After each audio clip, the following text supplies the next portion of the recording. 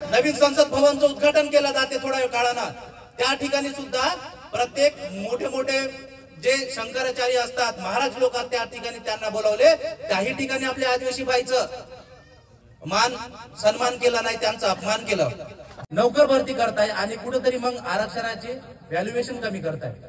यांनी मागच्या काळामध्ये जीआर काढला, 0चे वीट पटसंख्या असलेल्या आम्ही शाळा बंद करणार। शिक्षकांचे विद्यार्थी तुम्ही जवळच्या एका 20 किलोमीटरच्या शाळेमध्ये त्याला आणून शिकवा। तो विद्यार्थी त्याच गावात शिकत नाही, तिथंच 1500ची कॅपॅसिटी आहे, तो बाहेरच्या गावातून का शिकणार? म्हणजे नोकरीला नोकरी म्हणून आम्हाला कोणी मागणीच करणार नाही, आपोआपच आपलं आरक्षण खतम होईल। एकंदरीत सांगायचा उद्देश माझा असा की हे सरकार एवढं नालायक सरकार आहे आणि या सरकारला आपल्यावर होणाऱ्या अन्यायाच्या विरोधात त्याला या ठिकाणी धडा शिकवला पाहिजे। तर आदरणीय आमचे युवकांचे प्रेरणास्थान जितेंद्र मोघे सुद्धा त्यांच्या पावलं अनेक आंदोलन केले, अनेक शेतकऱ्यांसाठी आंदोलन केलं, भाववाढीसाठी आंदोलन केलं, सोयाबीनसाठी आंदोलन, कापसाला भाव मिळाला पाहिजे म्हणून त्यांनी आंदोलन केलं। एवढंच नाही तर आपल्या आदिवासी समाजाचा त्याने कितपर्यंत विचार केला मी तुम्हाला सांगतो। माझ्या सर्कलमध्ये, माझ्या तालुक्यामध्ये, घाटंजी तालुक्यामध्ये रोजचे मी 5 ते 10 रक्त लागते। डिलिव्हरी झाली तर आपल्या पहिले रक्त, बिमार पडला तर आमच्या माणसाला रक्त, सगळ्यात जास्त जर रक्त लागत असेल तर सरकारी दवाखान्यामध्ये आपल्या आदिवासी माणसाला रक्त। मग हे रक्त येते कुठून? हे रक्त आणते कुठून? आपल्याला भेटते कुठून? आणि युवक आले, इतर समाजाचे लोक आले, त्यांनी सगळ्यात जास्त रक्त जमा केले, मोठमोठे कॅम्प झाले या मतदारसंघामध्ये, तेव्हा कुठं 3-3, 4-4 हजार रक्ताचे बॉटल तयार झाले आणि ते बॉटल आपण सरकारी दवाखान्यात पाठवले आणि त्याच्यानंतर आज रोजी आपल्या लोकांना ते रक्त लागत आहे। हा कोणता तरी उमेदवार केला का मला सांगा तुम्ही? एक तरी उमेदवार दवाखान्याचं काम करते का? एवढंच नाही तर एखाद्याचं जर ऑपरेशन किंवा मोठं काम जर असेल तर इथं होत नसेल तर साहेबांनी 500 ते 1000, 2500 लोक मुंबईला दुरुस्त करून आणले। आपल्याला का लागते? आपण काही आदिवासी लोक ठेकेदार नाही, आपल्याला काही रोड करायचं नाही, नाली करायचं नाही, काहीच करायचं नाही। आपले फक्त क्षुल्लक कारण आहे, पंचायत समितीत काम पडते, जिल्हा परिषदला काम पडते, तहसीलला काम पडते, दवाखान्यात काम पडते, पोलीस स्टेशन, याच्या पलीकडे आपलं कामच पडत नाही। मग हे काम कोण करत आहे?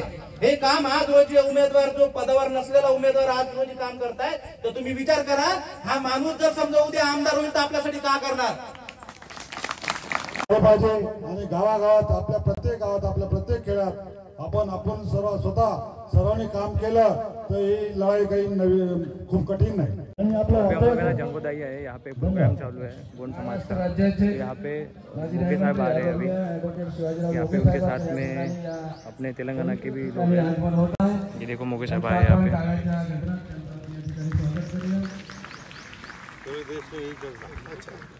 त्यांच्यासोबत महाराष्ट्र राष्ट्रीय काँग्रेसचे सेक्रेटरी आदरणीय गोपीजी यांचं सुद्धा साहेबांच्या सोबत आगमन या ठिकाणी होत आहे। त्याचप्रमाणे रेड्डी साहेब सुद्धा त्यांच्यासोबत या ठिकाणी, या पवित्र ठिकाणी येत आहेत। क्रांतीसूर्य बिरसा मुंडा यांच्या तैलचित्राला माल्यार्पण करावं।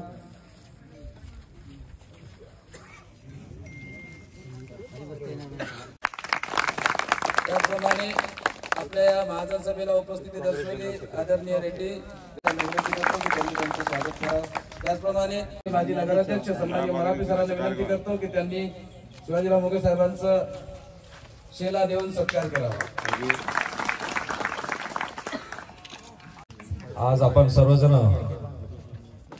जंगोदाईच्या शरणामध्ये या परिसरामध्ये विचार बैठक घेण्यासाठी आपण सर्वजण इथं मोठ्या संख्येने उपस्थित आहोत। आणि या सभेला जे लावलेले अध्यक्ष आहे माननीय मराठे साहेब, इथं प्रमुख उपस्थिती माननीय शिवाजीरावजी मोघे साहेब, तसंच ऑल इंडिया काँग्रेस कमिटीचे ऑब्झर्वर सेक्रेटरी माननीय गोपीजी, तसंच कृष्णा रेड्डीजी, काँग्रेसचा उमेदवार म्हणून आपल्या सर्वांसमोर उभा आहो।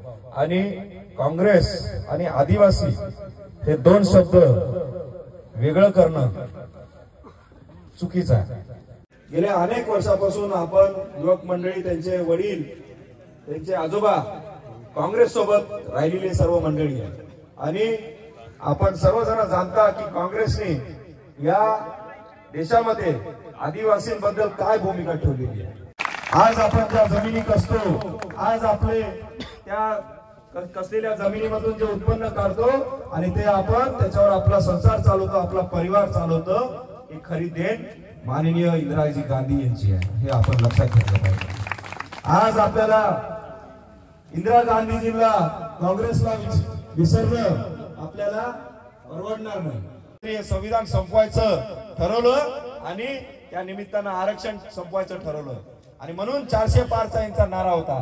पण आपण सर्व आदिवासी लोक आपण सर्वजण हुशार आहोत. आपल्याला समजलं की याच्या पाठीमागचं यांचं षडयंत्र काय आहे. तो यहाँ का जो प्रोग्राम था ना बहुत ही सफल हुआ. तो इसके बाद में जीतू भाऊ अपने अगले प्रचार के लिए बाहर गांव निकल गए हैं. इसके बाद में भी बहुत से गांव उनको कवर करने हैं. तो यहाँ तक आपने अगर वीडियो देख लिया है तो चैनल को सब्सक्राइब जरूर कर लो और वीडियो को लाइक ज़रूर कर देना. तो मिलते हैं ऐसे वीडियो के साथ. तब तक देखते रहिए हमारे चैनल गौरव ठाकरे ब्लॉग्स.